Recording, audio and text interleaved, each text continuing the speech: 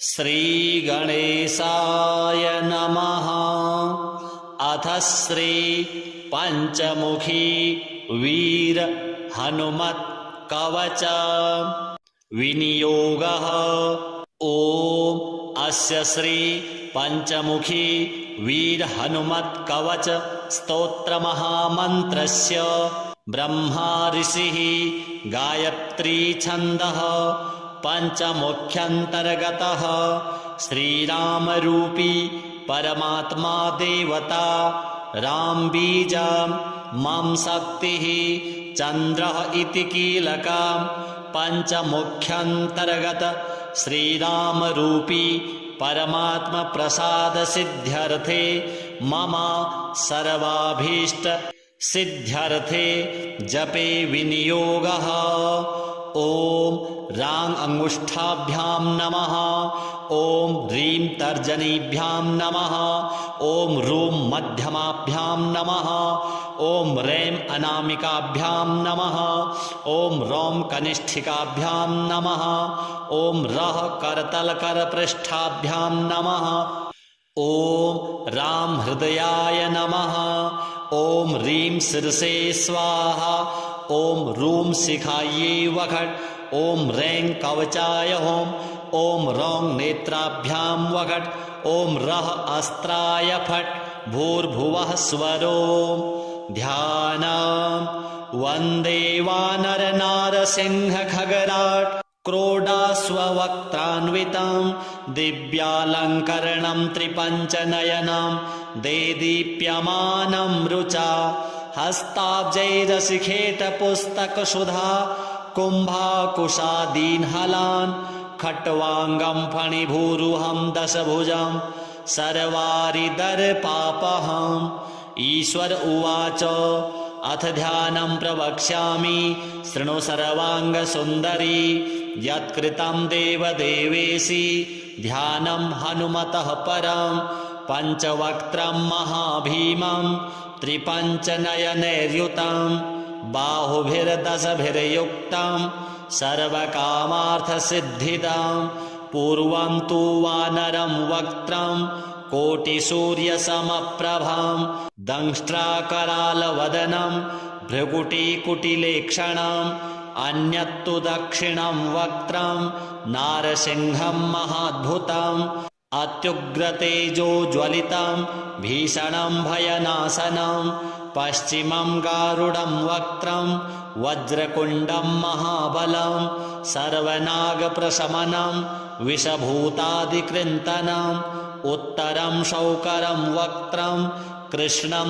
दीप्तं महोज्ज्वलं पातालसिद्धिवेताल ज्वररोगादिकृन्तनम् ऊर्ध्वं हयाननं घोरं दानवान्तकरं परम् एतत् पञ्चमुखं तस्य ध्यायताम् अभयङ्करम् खड्गं त्रिशूलं खट्वाङ्गं पाशाङ्कुशसुपर्वतं मुष्टिद्रुमगदाभिन्दी पालज्ञानेन संयुतम् एतान्यायुधजालानि धारयन्तं यजामहे प्रेतासनोपविष्टं तु सर्वाभरणभूषितं दिव्यमालाम्बरधरं दिव्यगन्धानुलेपनं सर्वाश्चर्यमयं देवम् अनन्तं विश्वतोमुखं पश्चास्यमच्युतमनेकविचित्रवीर्यं श्रीशङ्खचक्ररमणीयभुजाग्रदेशं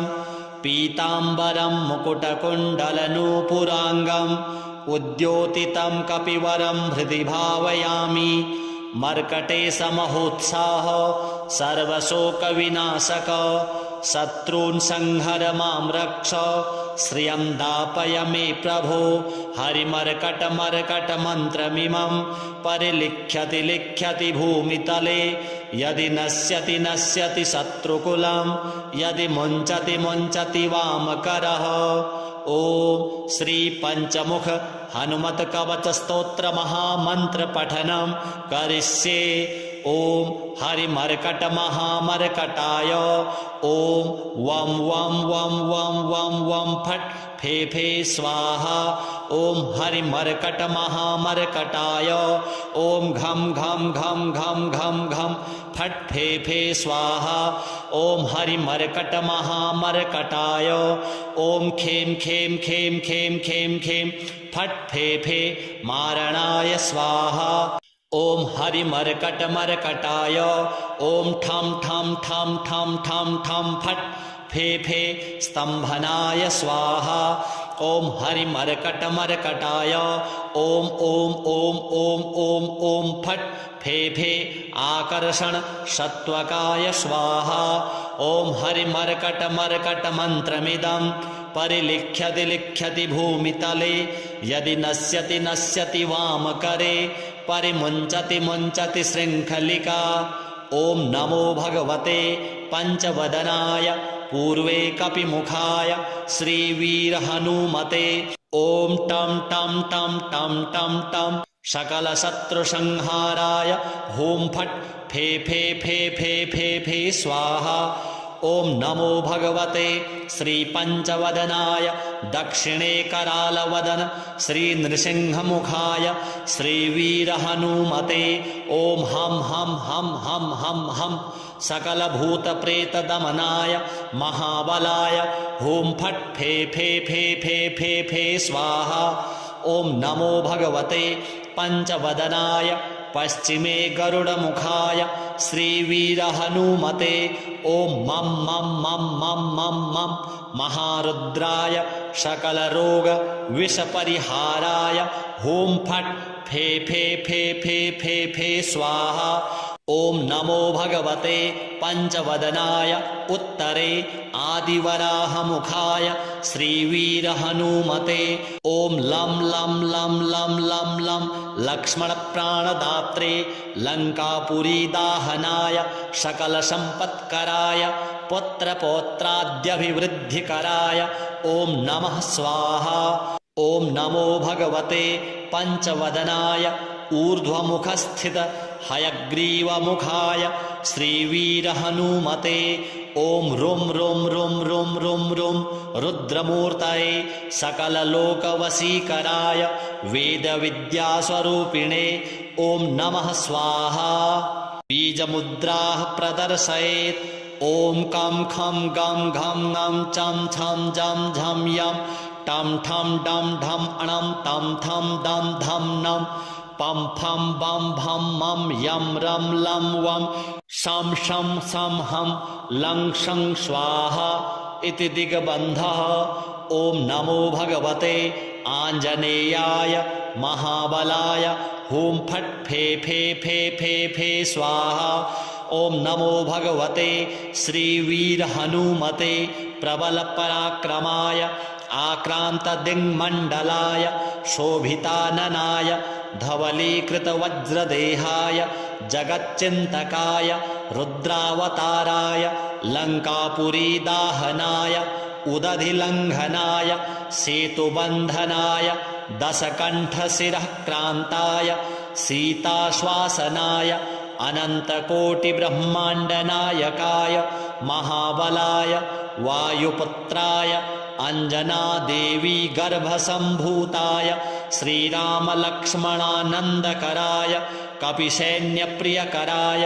सुग्रीवसहायकारणकार्यसाधकाय पर्वतोत्पाटनाय कुमारब्रह्मचारिणे गम्भीरशब्दोदयाय श्रीरामचन्द्रदूताय आञ्जनेयाय वायुपुत्राय महाबलाय सीतादुःखनिवारणाय लङ्कादहनकारणाय महाबलप्रचण्डाय कोलाहलसकल ब्रह्माण्डविश्वरूपाय सप्तसमुद्रनिरालम्बिताय पिङ्गलनयनाय अमितविक्रमाय सूर्यबिम्बफलसेवनाय दृष्टिनिरालङ्कृताय अङ्गदलक्ष्मणमहाकपिसैन्य प्राणनिर्वाहकाय दशकण्ठविध्वंसनाय रामेष्टाय फाल्गुनसखाय सीतासमेत रामचन्द्रप्रसादकाय स्वाहा ॐ ह्रीं क्लीं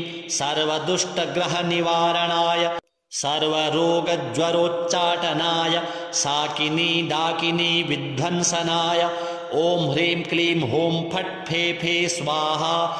ॐ नमो भगवते श्रीवीरहनुमते सर्वभूतज्वरैकाहिक द्वयाहिक त्र्याहिक चातुर्थिक संतत विषमज्वर गुप्तज्वर शीतज्वर महेश्वरज्वर वैष्णवज्वरादि सर्वज्वरान् छिन्दि छिन्दि भिन्दि भिन्दि यक्ष राक्षस ब्रह्म राक्षस भूतप्रेत पिशाचानुच्चाटयोच्चाटय।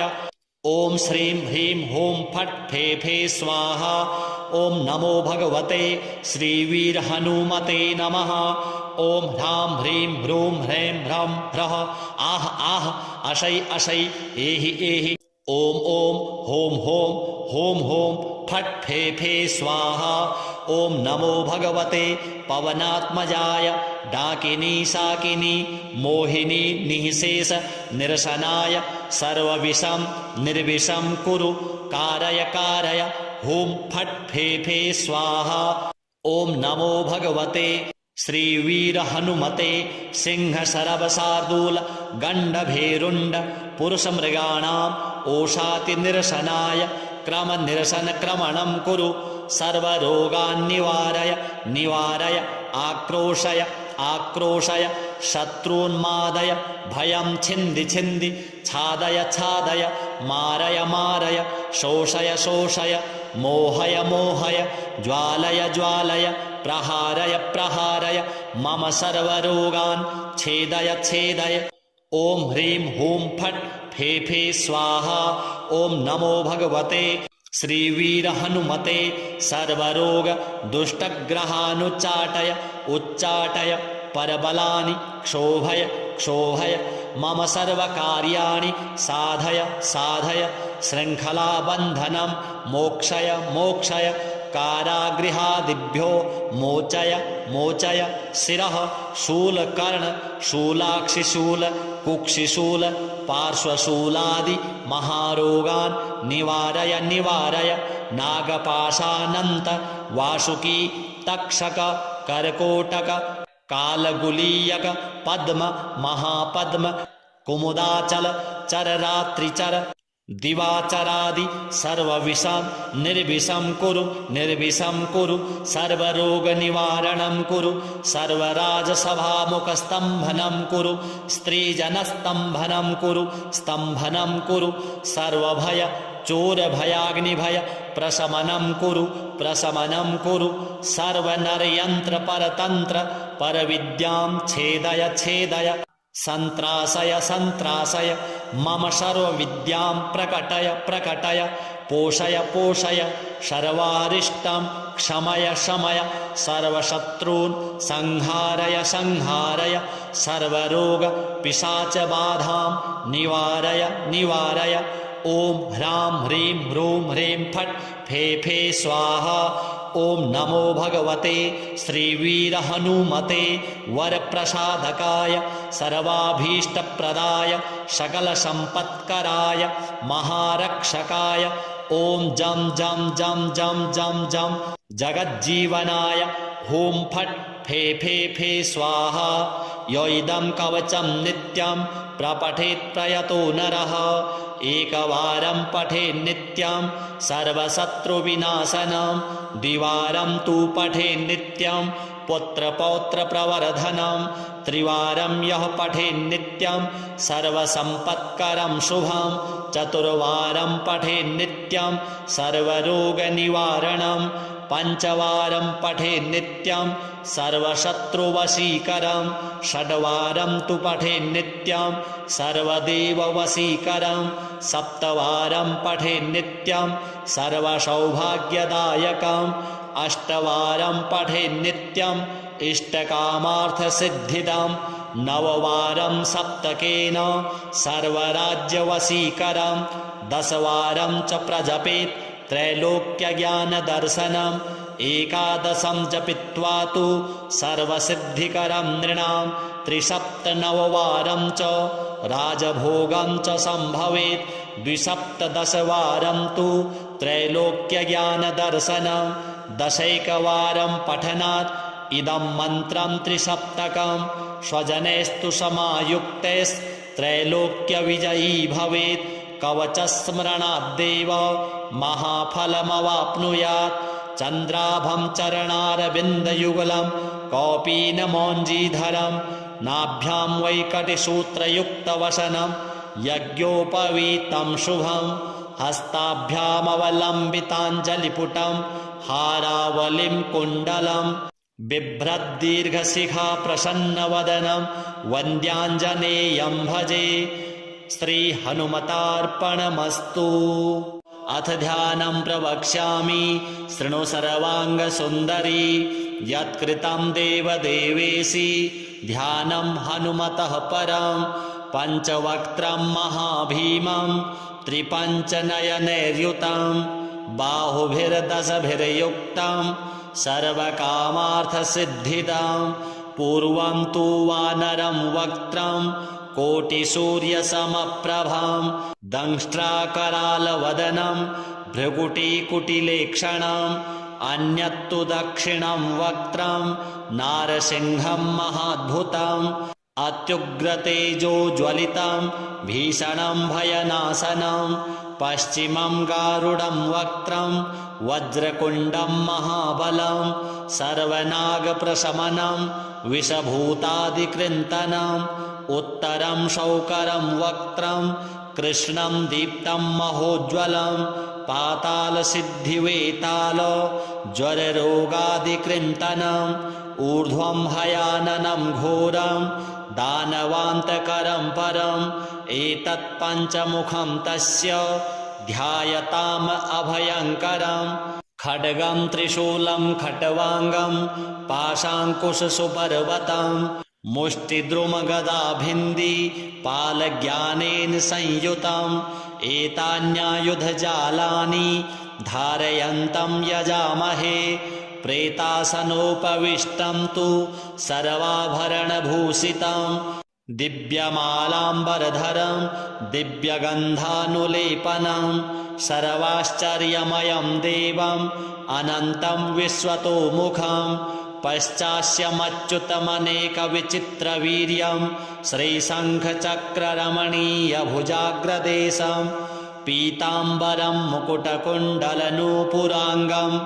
उद्योतितं कपिवरं हृदि भावयामि मर्कटेशमहोत्साह सर्वशोकविनाशक शत्रून् संहर मां रक्ष श्रियं दापय मे प्रभो हरिमर्कटमर्कटमन्त्रमिमं परिलिख्यति लिख्यति भूमितले यदि नश्यति नश्यति शत्रुकुलं यदि मुञ्चति मुञ्चति वामकरः। ओम श्री पंचमुख हनुमत कवच स्तोत्र महामंत्र पठनम करिष्ये। ओम हरिमर्कट महामर्कटाय ओम वम वम वम वम वम वम फट फे फे स्वाहा। ओम हरिमर्कट महामर्कटाय ओम घम घम घम घम घम घम फट फे फे स्वाहा। ओम हरिमर्कट महामर्कटाय ओम खेम खेम खेम खेम खेम खेम फट फे फे मारणाय स्वाहा। ओम हरिमर्कट मर्कटाय ओम ठम ठम ठम ठम ठम ठम फट फे फे स्तंभनाय स्वाहा। ओम हरिमर्कट मर्कटाय ओम ओम ओम ओम ओम ओम फट फे फे आकर्षण सत्वकाय स्वाहा। ओम हरिमर्कट मर्कट मंत्रमिदं परिलिख्यति लिख्यति भूमितले यदि नश्यति नश्यति वामकरे परिमुञ्चति मुञ्चति शृङ्खलिका। ओम नमो भगवते पंचवदनाय पूर्वे कपिमुखाय श्रीवीर हनुमते। ओम टम टम टम टम टम टम सकल शत्रु संहाराय होम फट फे फे फे फे फे फे स्वाहा। ॐ नमो भगवते श्रीपञ्चवदनाय दक्षिणे करालवदन श्रीनृसिंहमुखाय श्रीवीरहनुमते ॐ हं हं हं हं हं हं सकलभूतप्रेतदमनाय महाबलाय हुं फट् फे फे फे फे फे फे स्वाहा ॐ नमो भगवते पञ्चवदनाय पश्चिमे गरुडमुखाय श्रीवीरहनुमते ॐ मं मं मं मं मं मं महारुद्राय सकलरोगविषपरिहाराय हुं फट् फे फे फे फे फे फे स्वाहा ॐ नमो भगवते पञ्चवदनाय उत्तरे आदिवराहमुखाय श्रीवीरहनुमते ॐ लं लं लं लं लं लं लक्ष्मणप्राणदात्रे लङ्कापुरीदाहनाय सकलसम्पत्कराय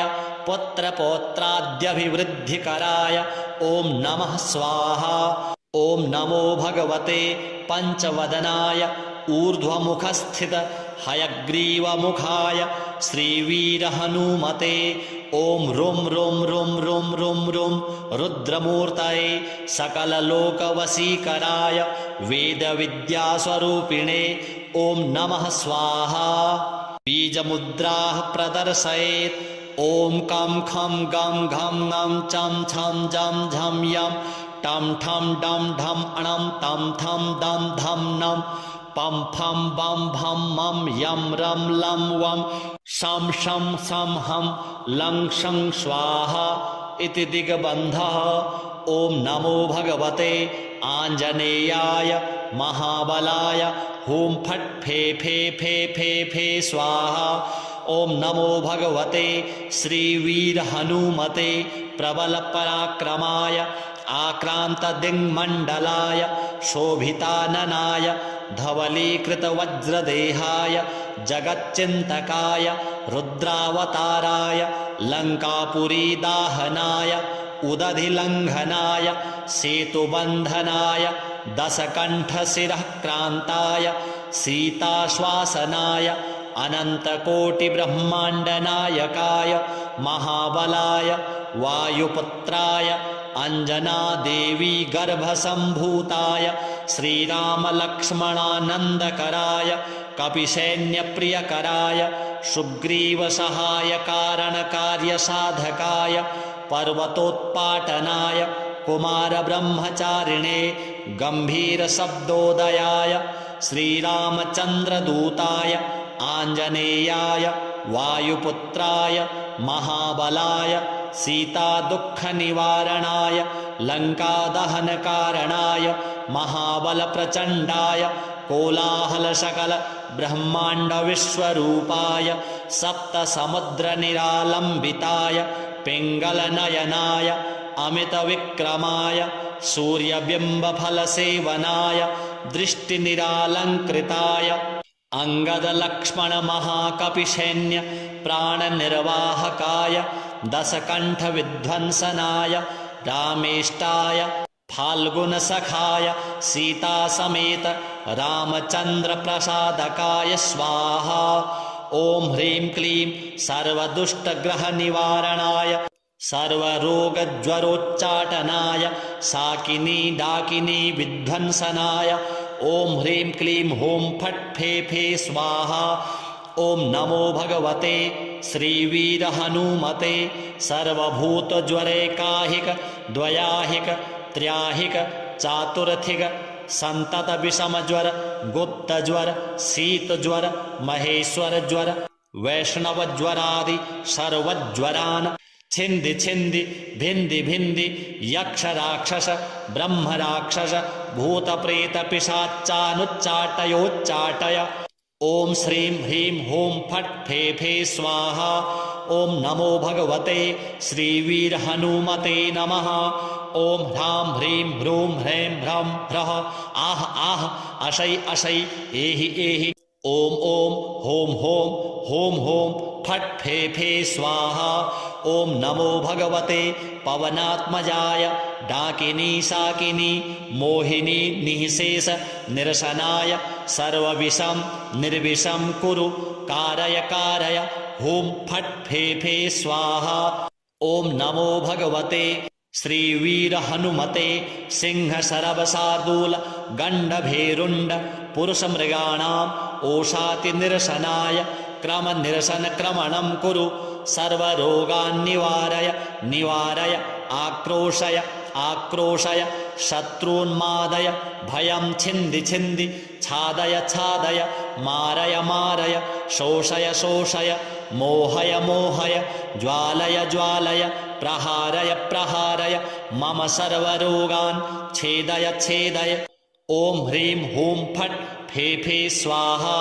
ॐ नमो भगवते श्रीवीर हनुमते सर्वरोग दुष्टग्रहानुच्चाटय उच्चाटय परबलानि क्षोभय क्षोभय मम सर्वकार्याणि साधय साधय शृङ्खलाबन्धनं मोक्षय मोक्षय कारागृहादिभ्यो मोचय मोचय शिरः शूलकर्ण शूलाक्षिशूल कुक्षिशूल पार्श्वशूलादि महारोगान् निवारय निवारय नागपाशानन्त वासुकी तक्षक कर्कोटक कालगुलीयक पद्म महापद्म कुमुदाचल चररात्रिचर दिवाचरादि सर्वविषं निर्विषं कुरु निर्विषं कुरु सर्वरोगनिवारणं कुरु सर्वराजसभामुखस्तम्भनं कुरु स्त्रीजनस्तम्भनं कुरु स्तम्भनं कुरु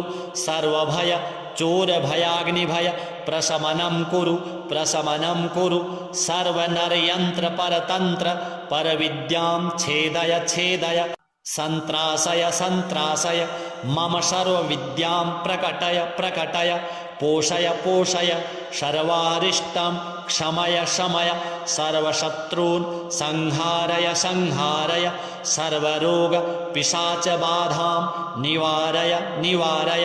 ॐ ह्रां ह्रीं ह्रूं ह्रीं फट् फे फे स्वाहा। ॐ नमो भगवते श्रीवीर हनुमते वरप्रसादकाय सर्वाभीष्टप्रदाय सकलसम्पत्कराय महारक्षकाय ॐ जं जं जं जं जं जं जगज्जीवनाय हुं फट् फे फे फे स्वाहा। य इदं कवचं नित्यं प्रपठेत् प्रयतो नरः एकवारं पठेत् नित्यं सर्वशत्रुविनाशनं द्विवारं तु पठेत् नित्यं पुत्रपौत्रप्रवर्धनं त्रिवारं यः पठेत् नित्यं सर्वसम्पत्करं शुभं चतुर्वारं पठेत् नित्यं सर्वरोगनिवारणं पञ्चवारं पठेत् नित्यं सर्वशत्रुवशीकरं षड्वारं तु पठेत् नित्यं सर्वदेववशीकरं सप्तवारं पठेत् नित्यं सर्वसौभाग्यदायकम् अष्टवारं पठेत् नित्यम् इष्टकामार्थसिद्धिदं नववारं सप्तकेन सर्वराज्यवशीकरं दशवारं च प्रजपेत् त्रैलोक्यज्ञानदर्शनम् एकादशं जपित्वा तु सर्वसिद्धिकरं नृणां त्रिसप्तनववारं च राजभोगं च सम्भवेत् द्विसप्तदशवारं तु त्रैलोक्यज्ञानदर्शनं दशैकवारं पठनात् इदं मन्त्रं त्रिसप्तकं स्वजनैस्तु समायुक्तैस्त्रैलोक्यविजयी भवेत् कवचस्मरणाद्देव महाफलमवाप्नुयात् चन्द्राभं चरणारविन्दयुगलं कौपीनमौञ्जीधरं नाभ्यां वैकटिसूत्रयुक्तवसनं यज्ञोपवीतं शुभं हस्ताभ्यामवलम्बिताञ्जलिपुटं हारावलिं कुण्डलं बिभ्रद्दीर्घशिखा प्रसन्नवदनं वन्द्याञ्जनेयं भजे। श्रीहनुमतार्पणमस्तु। अथ ध्यानं प्रवक्ष्यामि शृणु सर्वाङ्गसुन्दरी यत्कृतं देवदेवेशि ध्यानं हनुमतः परं पञ्चवक्त्रं महाभीमं त्रिपञ्चनयनैर्युतं बाहुभिर्दशभिर्युक्तं सर्वकामार्थसिद्धिदं पूर्वं तु वानरं वक्त्रं कोटिसूर्यसमप्रभां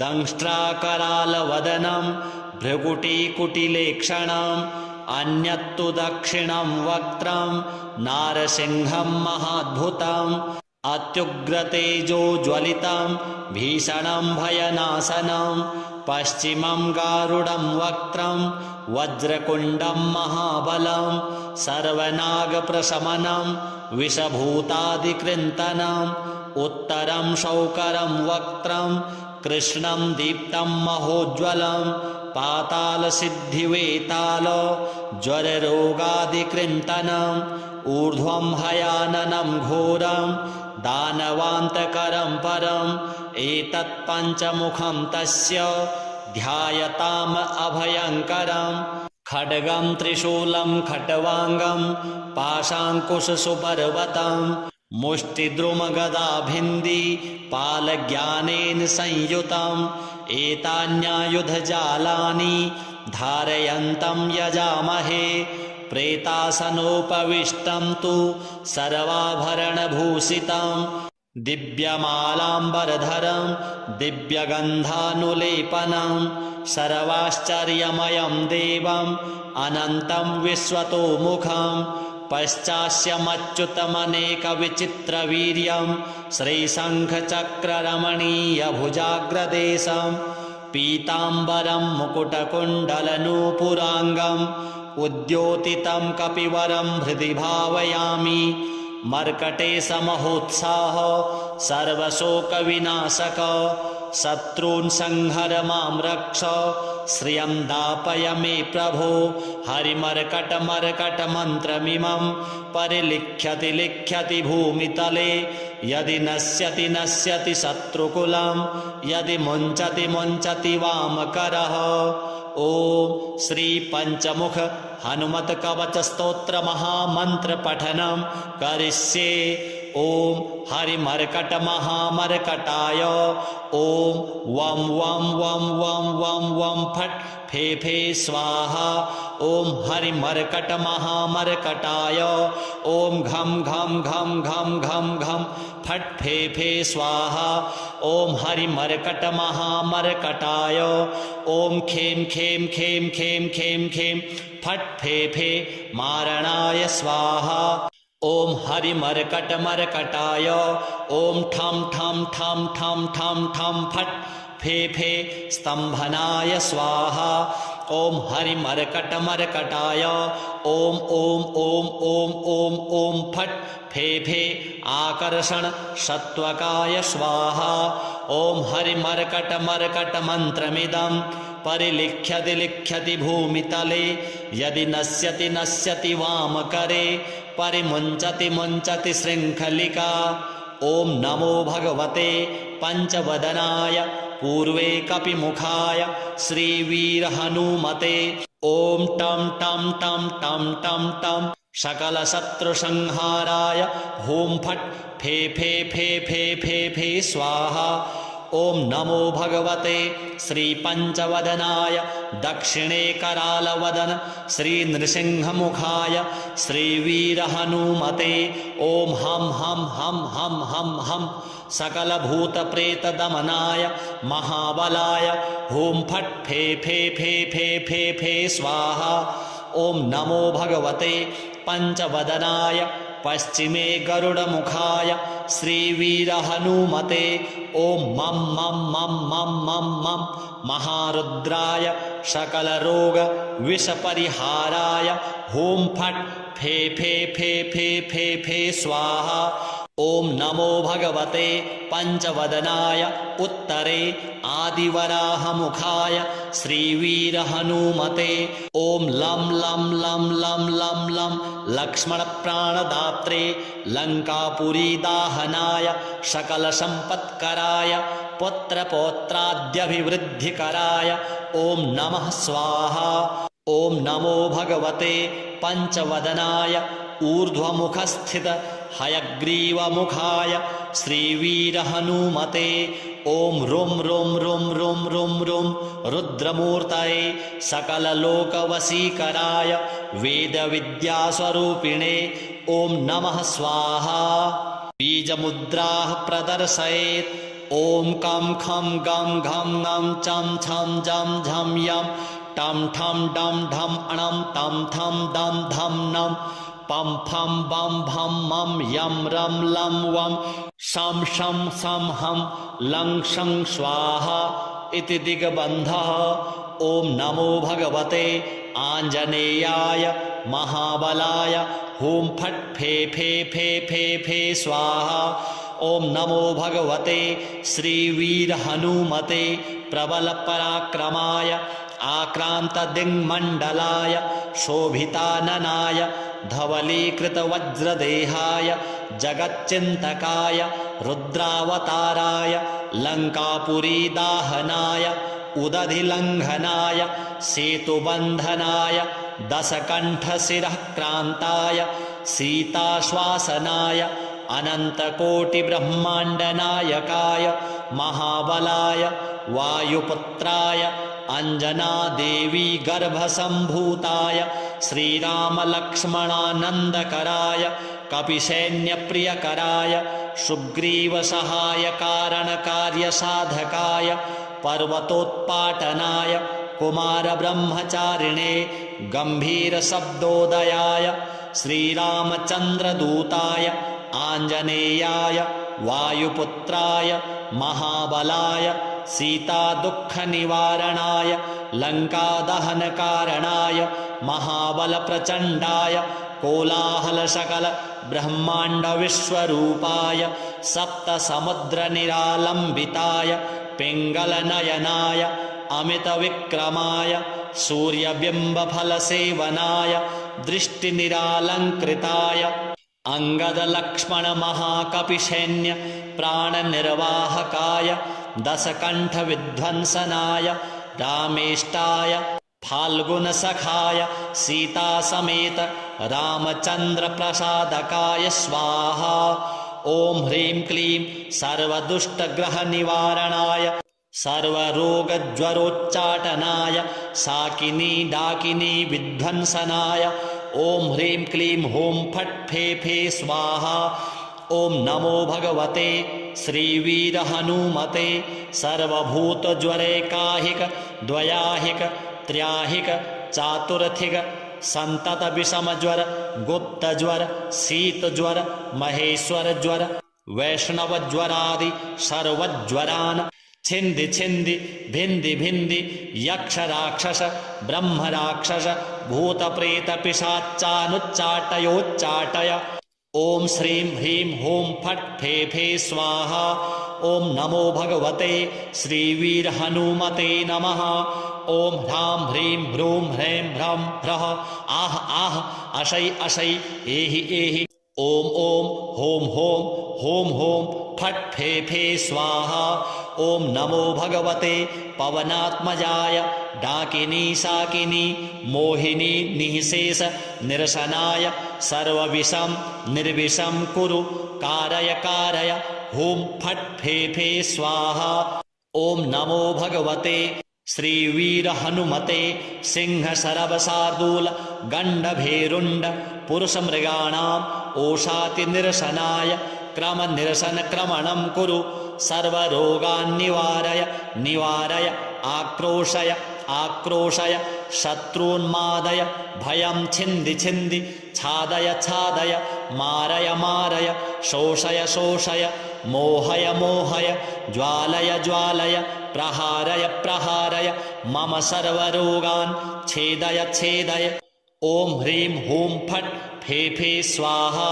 ॐ नमो भगवते श्रीवीरहनुमते सर्वरोग दुष्टग्रहानुच्चाटय उच्चाटय परबलानि क्षोभय क्षोभय मम सर्वकार्याणि साधय साधय शृङ्खलाबन्धनं मोक्षय मोक्षय कारागृहादिभ्यो मोचय मोचय शिरः शूलकर्ण शूलाक्षिशूल कुक्षिशूल पार्श्वशूलादि महारोगान् निवारय निवारय नागपाशानन्त वासुकी तक्षक कर्कोटक कालगुलीयक पद्म महापद्म कुमुदाचल चररात्रिचर दिवाचरादि सर्वविषां निर्विषं कुरु सर्वरोगनिवारणं कुरु सर्वराजसभामुखस्तम्भनं कुरु स्त्रीजनस्तम्भनं कुरु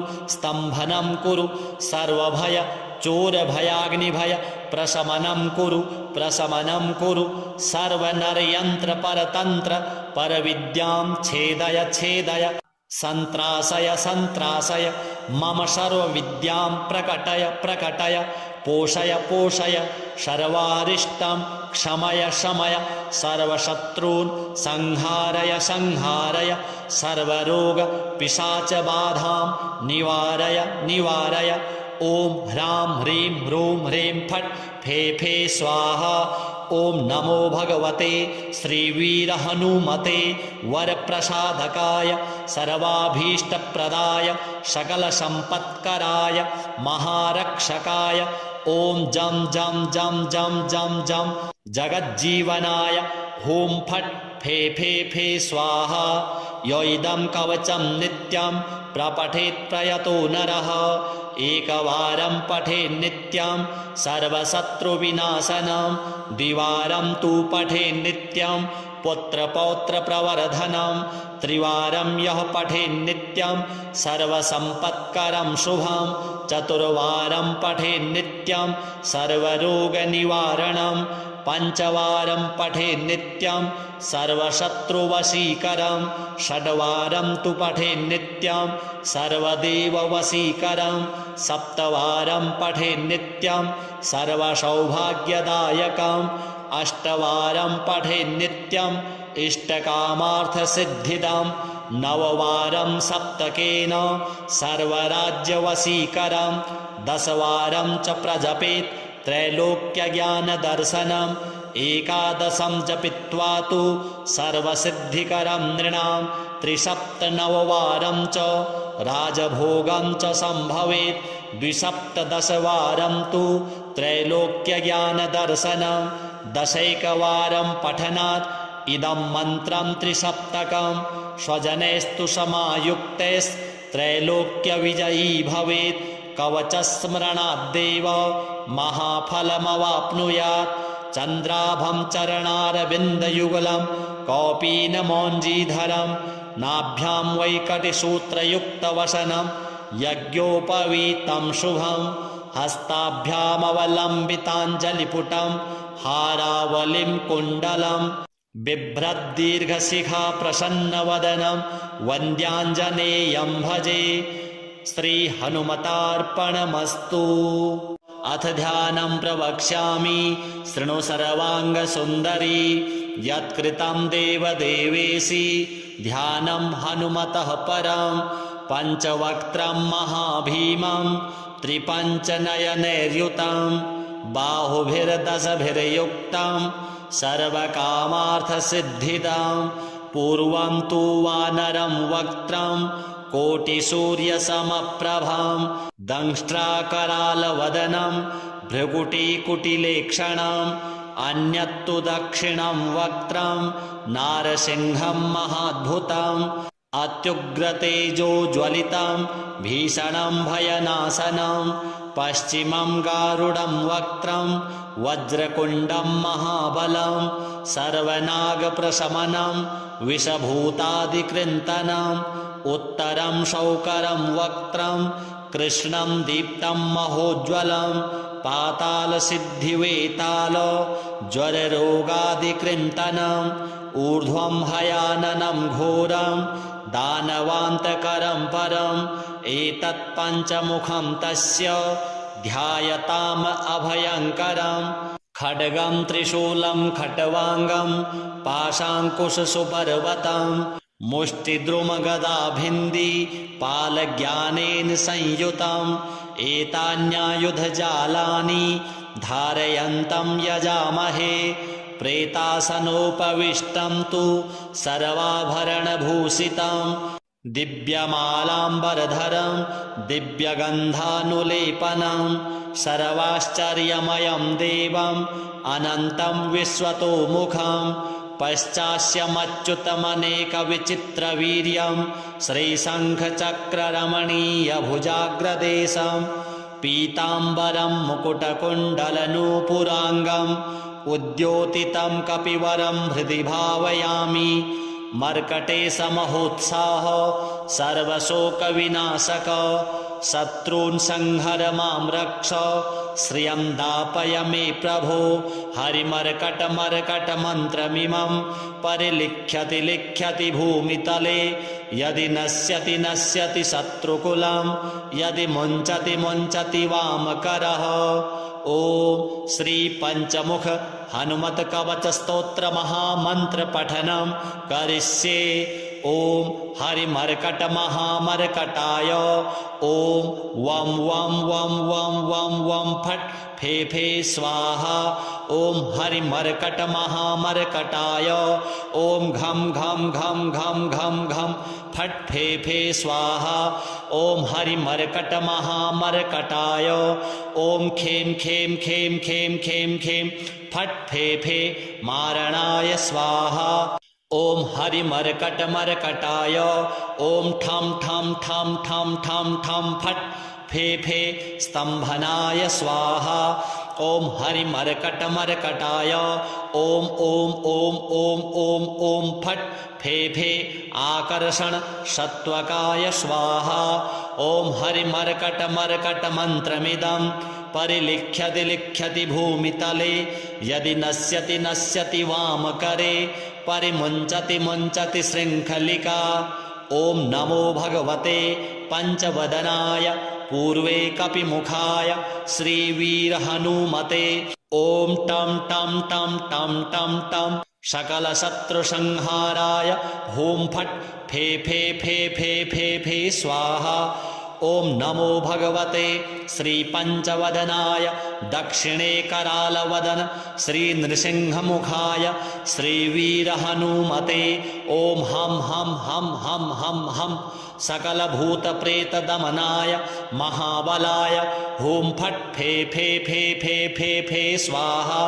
ओम नमो भगवते पंचवदनाय पश्चिमे गरुडमुखाय श्रीवीरहनुमते। ओम मम मम मम मम मम मम महारुद्राय सकलरोग विषपरिहाराय होम फट फे फे फे फे फे फे स्वाहा। ओम नमो भगवते पंचवदनाय उत्तरे आदिवराहमुखाय श्रीवीरहनुमते। ओम लं लं लं लं लं लं लक्ष्मणप्राणदात्रे लङ्कापुरीदाहनाय सकलसम्पत्कराय पुत्रपौत्राद्यभिवृद्धिकराय ओम नमः स्वाहा।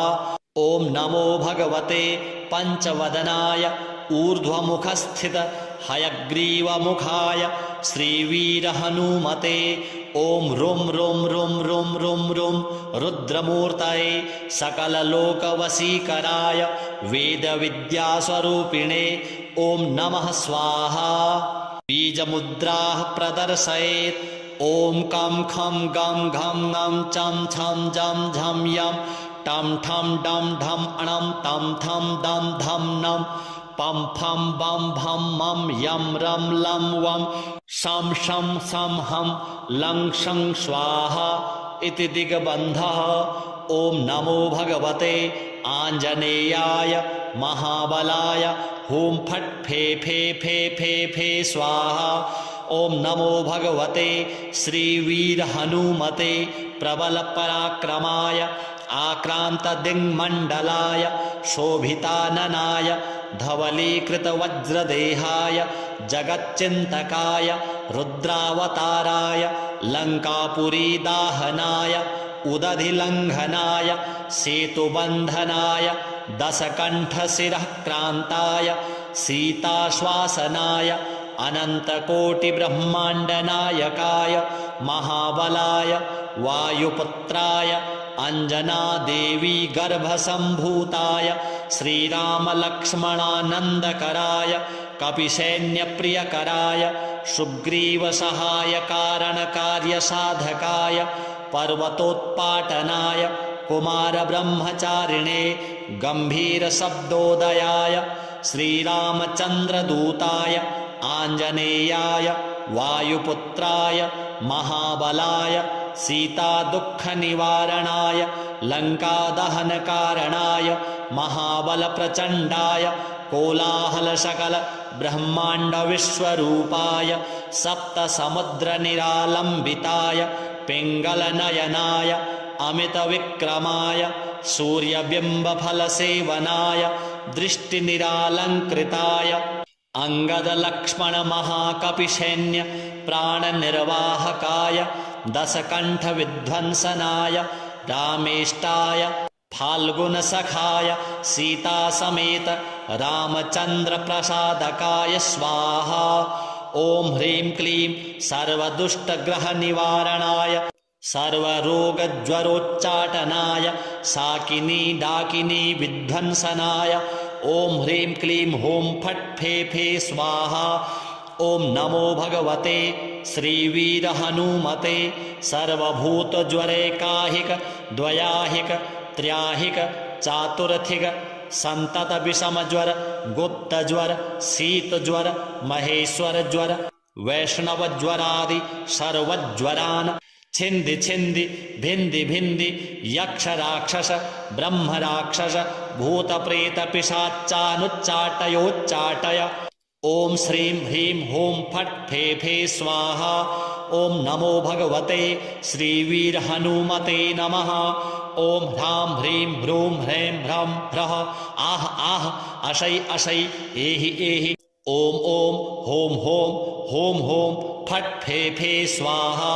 ॐ नमो भगवते पवनात्मजाय डाकिनी शाकिनी मोहिनी निःशेष निरसनाय सर्वविषं निर्विषं कुरु कारय कारय हुं फट् फे फे स्वाहा। ॐ नमो भगवते श्रीवीरहनुमते सिंहशरवशार्दूल गण्डभेरुण्ड पुरुषमृगाणाम् ओषातिनिरसनाय क्रमनिरसनक्रमणं कुरु सर्वरोगान्निवारय निवारय आक्रोशय आक्रोशय शत्रून्मादय भयं छिन्दि छिन्दि छादय छादय मारय मारय शोषय शोषय मोहय मोहय ज्वालय ज्वालय प्रहारय प्रहारय मम सर्वरोगान् छेदय छेदय। ॐ ह्रीं हूं फट् फे फे स्वाहा।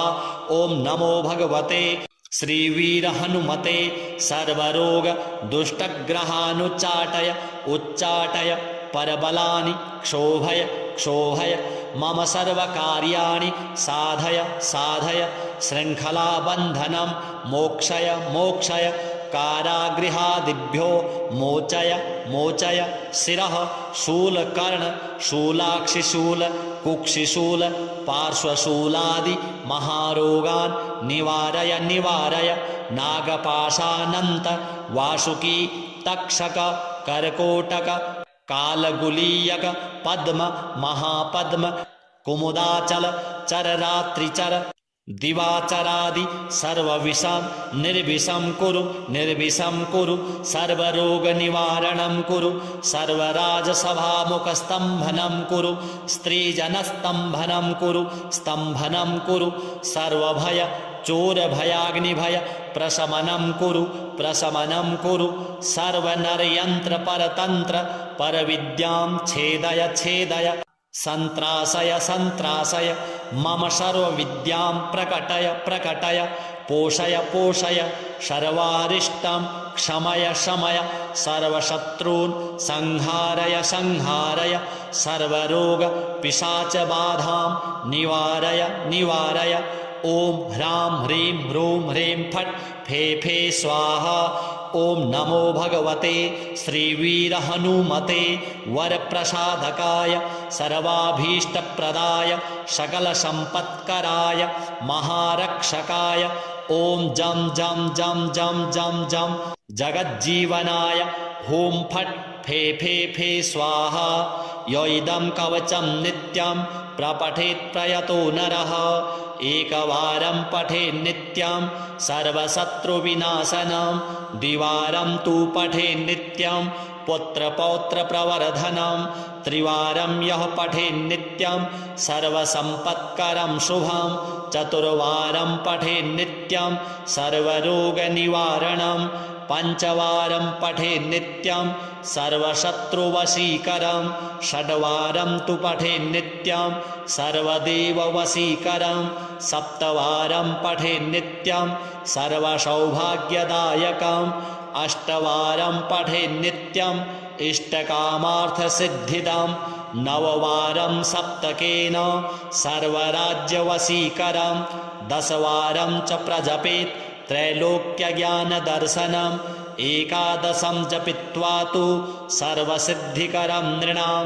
त्रिसप्तनववारं च राजभोगं च सम्भवेत् द्विसप्तदशवारं तु त्रैलोक्यज्ञानदर्शनं दशैकवारं पठनात् इदं मन्त्रं त्रिसप्तकं स्वजनैस्तु समायुक्तैस्त्रैलोक्यविजयी भवेत् कवचस्मरणाद्देव महाफलमवाप्नुयात् चन्द्राभं चरणारविन्दयुगलं कौपीनमौञ्जीधरं नाभ्यां वैकटिसूत्रयुक्तवसनं यज्ञोपवीतं शुभं हस्ताभ्यामवलम्बिताञ्जलिपुटं हारावलिं कुण्डलं बिभ्रद्दीर्घशिखा प्रसन्नवदनं वन्द्याञ्जनेयं भजे श्रीहनुमतार्पणमस्तु।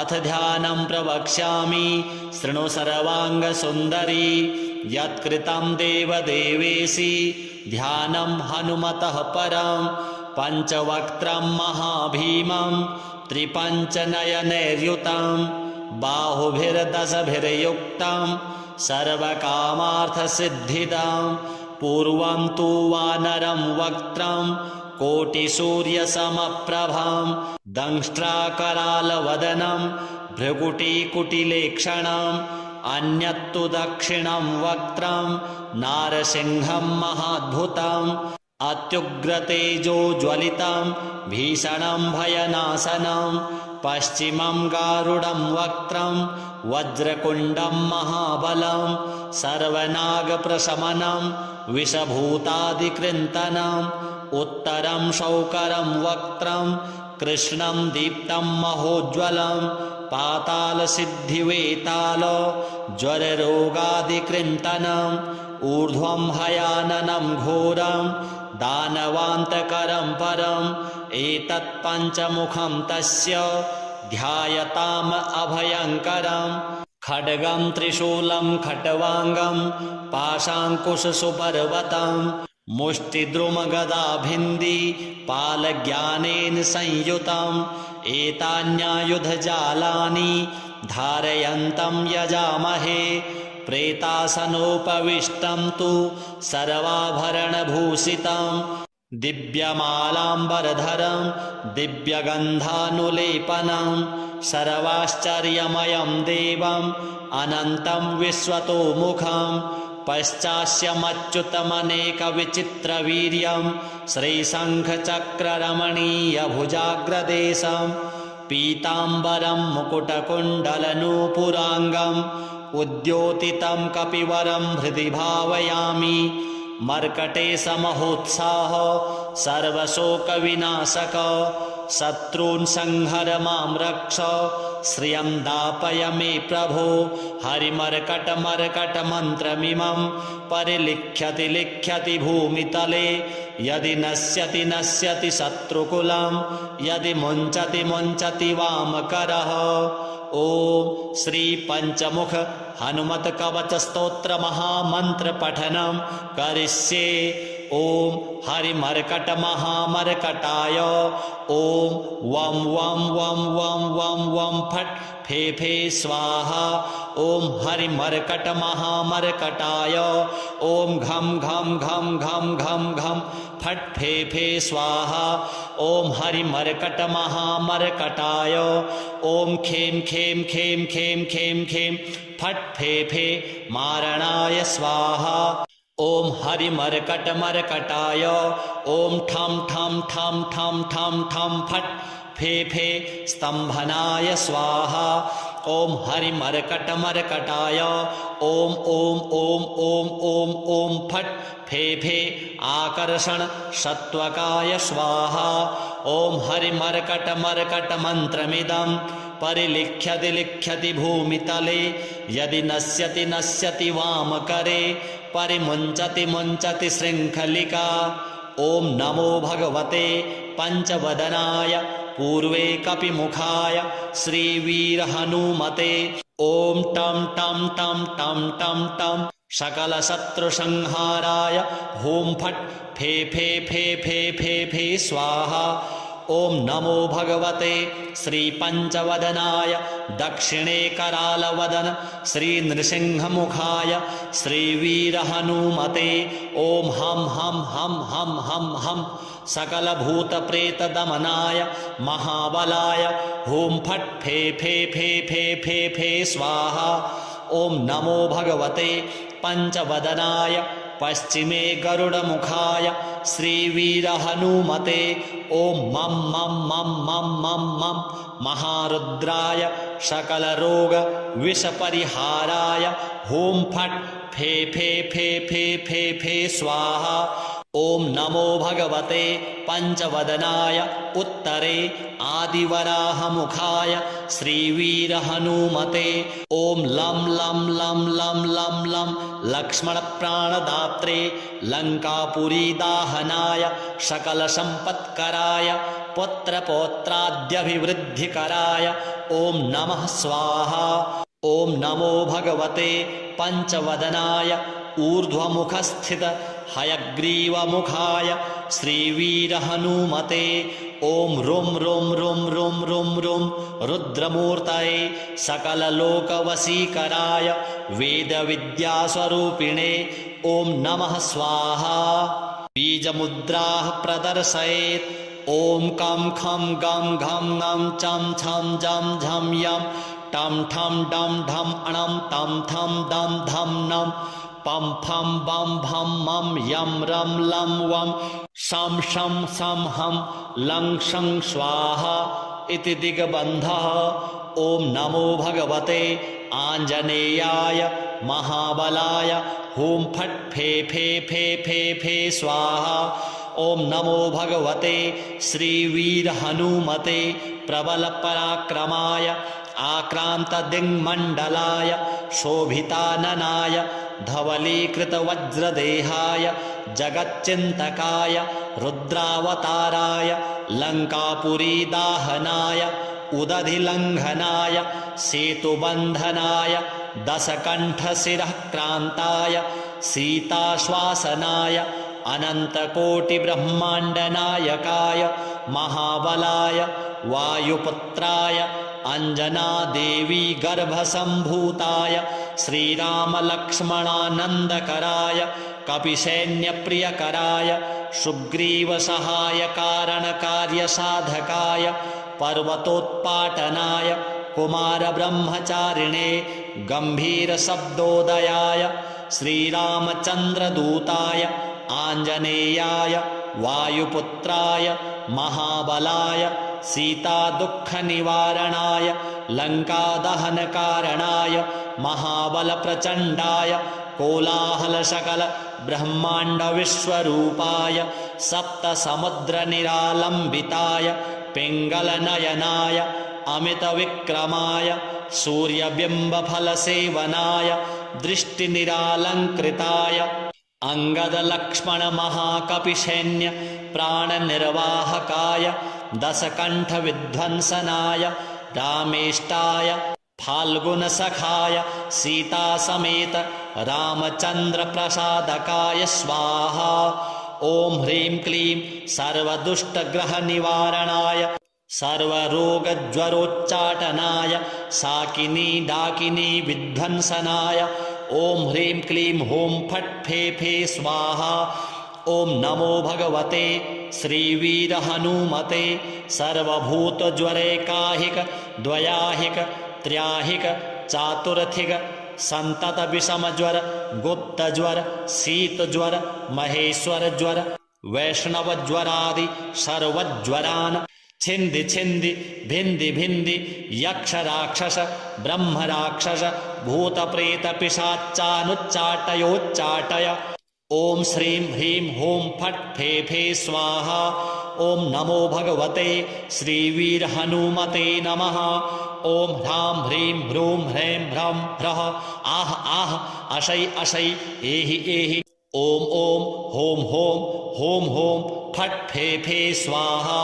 ॐ नमो भगवते पवनात्मजाय डाकिनी शाकिनी मोहिनी निःशेष निरसनाय सर्वविषं निर्विषं कुरु कारय कारय हुं फट् फे फे स्वाहा।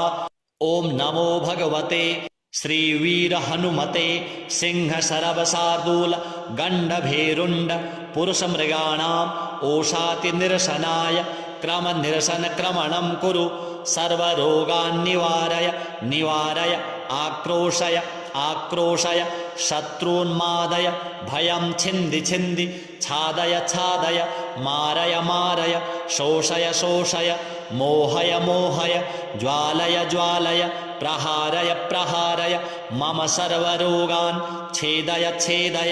ॐ ह्रीं हुं फट् फे फे स्वाहा।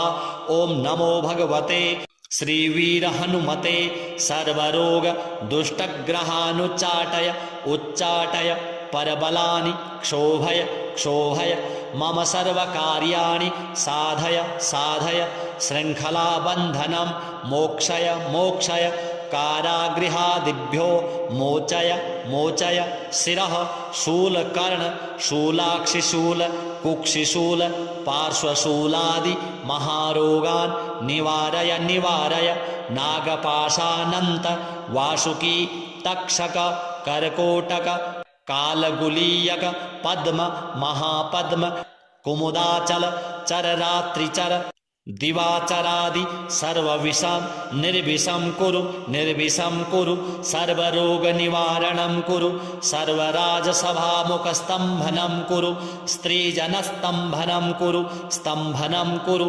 सर्वभय चोरभयाग्निभय प्रशमनं कुरु प्रशमनं कुरु सर्वनरयन्त्रपरतन्त्र परविद्यां छेदय छेदय सन्त्रासय सन्त्रासय मम सर्वविद्यां प्रकटय प्रकटय पोषय पोषय सर्वारिष्टं क्षमय शमय सर्वशत्रून् संहारय संहारय सर्वरोग पिशाचबाधां निवारय निवारय।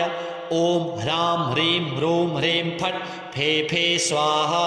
ॐ नमो भगवते श्रीवीरहनुमते वरप्रसादकाय सर्वाभीष्टप्रदाय सकलसम्पत्कराय महारक्षकाय ॐ जं जं जं जं जं जं जगज्जीवनाय हुं फट् फे फे फे स्वाहा।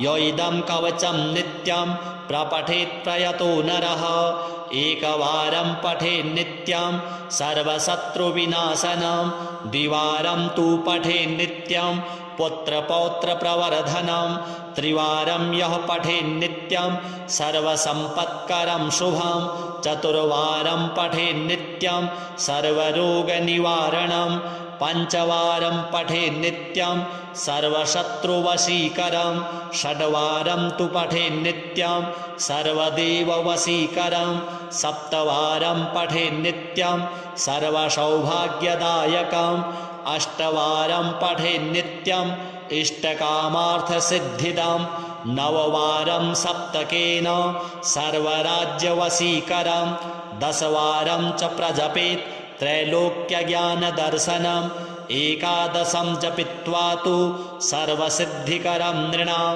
त्रिसप्तनववारं च राजभोगं च सम्भवेत् द्विसप्तदशवारं तु त्रैलोक्यज्ञानदर्शनं दशैकवारं पठनात् इदं मन्त्रं त्रिसप्तकं स्वजनैस्तु समायुक्तैस्त्रैलोक्यविजयी भवेत् कवचस्मरणाद्देव महाफलमवाप्नुयात् चन्द्राभं चरणारविन्दयुगलं कौपीनमौञ्जीधरं नाभ्यां वैकटिसूत्रयुक्तवसनं यज्ञोपवीतं शुभं हस्ताभ्यामवलम्बिताञ्जलिपुटं हारावलिं कुण्डलं बिभ्रद्दीर्घशिखा प्रसन्नवदनं वन्द्याञ्जनेयं भजे। श्रीहनुमतार्पणमस्तु।